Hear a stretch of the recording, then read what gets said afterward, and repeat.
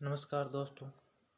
आज हम पढ़ेंगे नवीन हिंदी व्याकरण एवं रचना, जो कि माध्यमिक शिक्षा बोर्ड राजस्थान अजमेर द्वारा कक्षा 9 से 12 के लिए नवीन पाठ्यक्रम अनुसार प्रकाशित पुस्तक है, जिसके अंदर सामान्य भाषा ज्ञान, व्याकरण, रचना, पत्र, तार, लेखन, निबंध आदि के बारे में अध्ययन करेंगे। और इसके संयोजक डॉक्टर सोमदान चारण हैं, जो बहुत ही शानदार पुस्तक हैं। इसके अंदर हम अध्याय 1 पर आज चर्चा करेंगे, पढ़ेंगे। अध्याय 1 है भाषा और व्याकरण। अध्याय 1 है भाषा और व्याकरण। सामाजिक प्राणी होने के नाते मनुष्य को परस्पर सर्वदा विचार विनिमय करना पड़ता है। कभी भी सिर हिलाना या संकेतों के माध्यम से अपने विचारों और भावों को अभिव्यक्त कर देता है, तो कभी उसे ध्वनियों, शब्दों और वाक्यों को सहारा लेना पड़ता है। इस प्रकार यह प्रमाणित है कि भाषा एक ऐसा मात्र साधन है जिसके माध्यम से मनुष्य अपने हृदय के भाव एवं मस्तिष्क के विचार दूसरे मनुष्य के समक्ष प्रकट कर सकता है, और इस प्रकार समाज में पारस्परिक जुड़ाव की स्थिति बनती है। यदि भाषा का प्रचलन नहीं होता तो बहुत संभव है कि मनुष्य इतना भौतिक, वैज्ञानिक, भौतिक, वैज्ञानिक, आत्मिक विकास भी नहीं कर पाता। भाषा नहीं होती तो मानव अपने सुख दुख का इजहार भी नहीं कर सकता। भाषा के अभाव में मनुष्य जाति अपने पूर्वजों के अनुभव से लाभ नहीं उठा सकती। यानी कि भाषा एक ऐसा साधन है जिसके बिना हम अपने विचारों को आदान प्रदान नहीं कर सकते और किसी भौतिक, वैज्ञानिक या आत्मिक विकास भी नहीं कर पाते।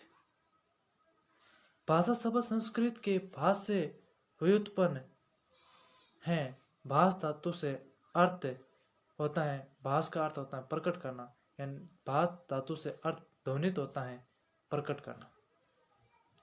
जिस माध्यम से हम अपने मन के भाव एवं मस्तिष्क के विचार बोलकर प्रकट करते हैं, उसे ही भाषा संज्ञा दी गई है। भाषा ही मनुष्य की पहचान होती है। भाषा ही क्या होती है? मनुष्य की पहचान होती है। भाषा से ध्यान पड़ जाता है मनुष्य कहाँ का निवासी है, किस राज्य, किस स्टेट, किस क्षेत्र का है। उसके व्यापक स्वरूप के संबंध में कहा जा सकता है कि भाषा वह साधन है जिसके माध्यम से हम सोच सकते हैं और अपने भावों, विचारों को व्यक्त करते हैं। यानी कि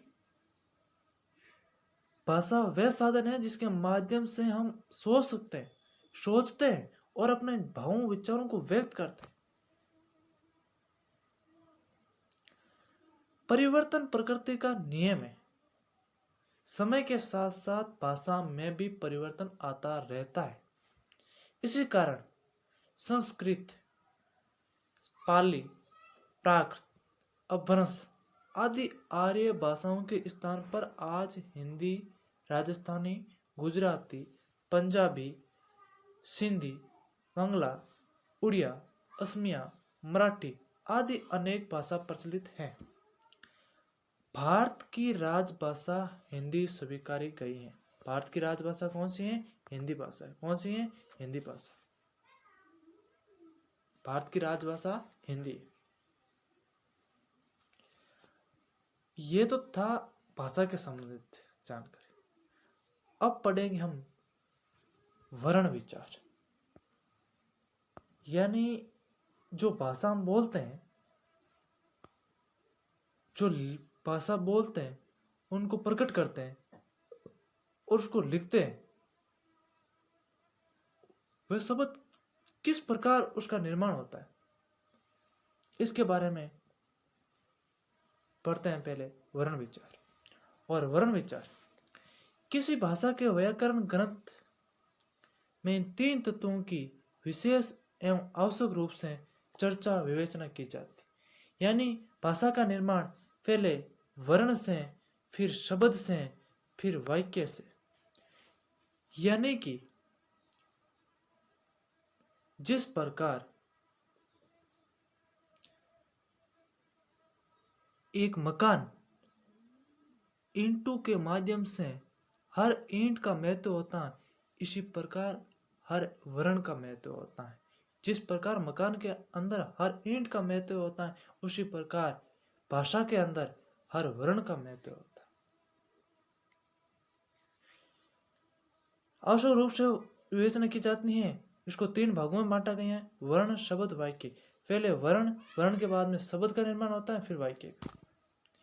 हिंदी विश्व की सभी भाषाओं में सर्वाधिक वैज्ञानिक भाषा है। हिंदी क्या है?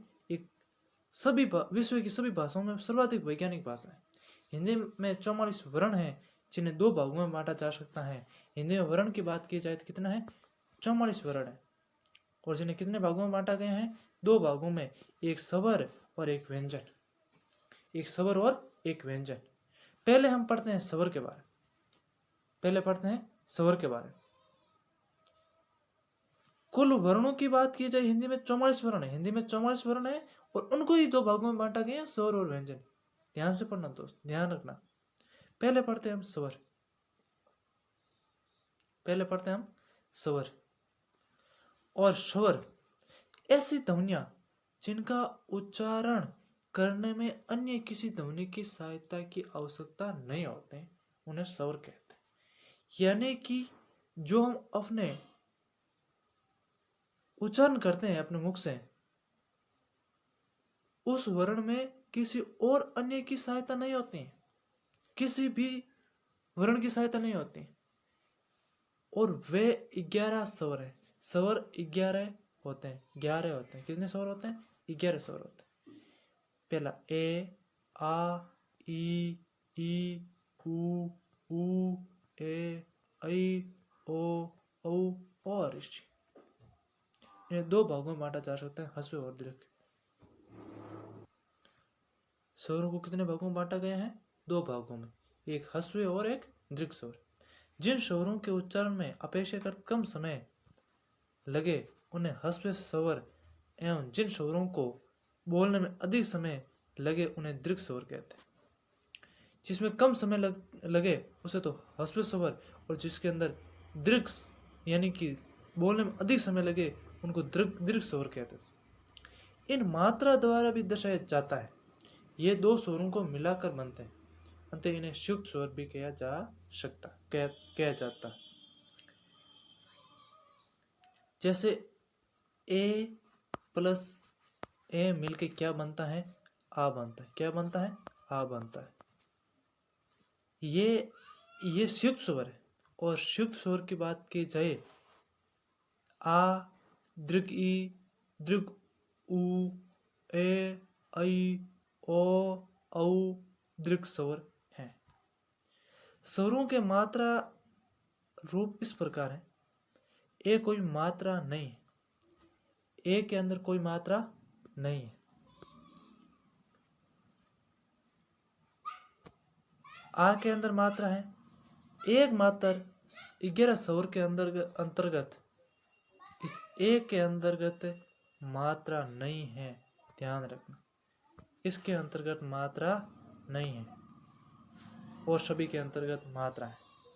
आ के अंदर ये मात्रा है, ये लघु ई, दीर्घ ई, लघु उ, दीर्घ उ, ये ए, ऐ, ओ, औ और ये ऋषि की मात्रा भी इस प्रकार। ध्यान रखना।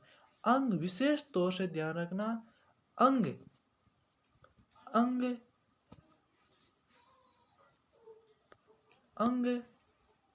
और ए, ये दोनों ही क्या नहीं है? ये स्वर नहीं है। ये क्या नहीं है? संवरना है।